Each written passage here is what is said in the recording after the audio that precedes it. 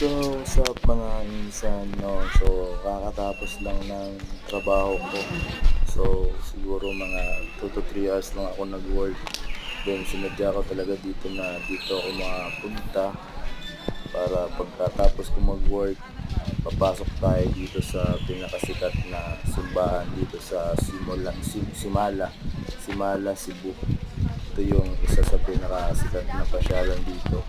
So guys, ito pagpasok natin talaga naman na makikita naman natin na mapapa-amaze tayo, no. So maganda siya sa maganda.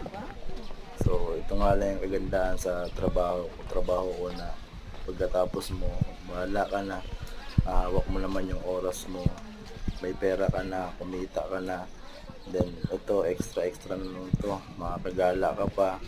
So, wala kang boss dito kundi yung sarili mo lang. Kaya malaya kapag nasa labas ka. Basta kilala mo naman yung sarili mo, alam mo naman yung ginagawa mo. Pag hindi ka kumilos, hindi ka talaga kikita. So, kailangan mo na talagang i-motivate yung sarili mo once na negative ka. Kung na rin talagang mag-motivate, wala na muna. Kailangan marunong kang tumayo sa sarili mong mga paa. So, unlike nung halimbawa, mag-stay ka sa trabaho mo, hindi mo ito magagawa kung mag-stay ka lang dyan sa trabaho mo.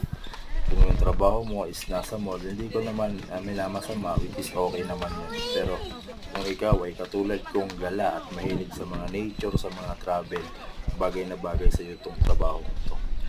Ayan, lahat magagawa mo dito. Gumising ka lang ng umaga, simulan mo lang ng umaga yung trabaho mo. So actually, 2 to 3 hours lang talaga. May hit mo na yung goal mo at the end of the day. Magagawa mo na yung mga gusto mo.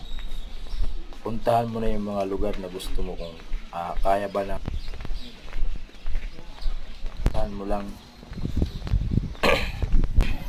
Ako nga, 2 to 3 hours lang ako nag-work. Din talagang sinadya ko to para makapasyal, makatingin-tingin dito. Then makarelax. Mamaya kain na naman pag may nakitang kainan. Ganun lang. Hindi mo naman kailangan pahirapan yung sarili mo. Tulungan mo yung sarili mo para hindi ka mahirapan.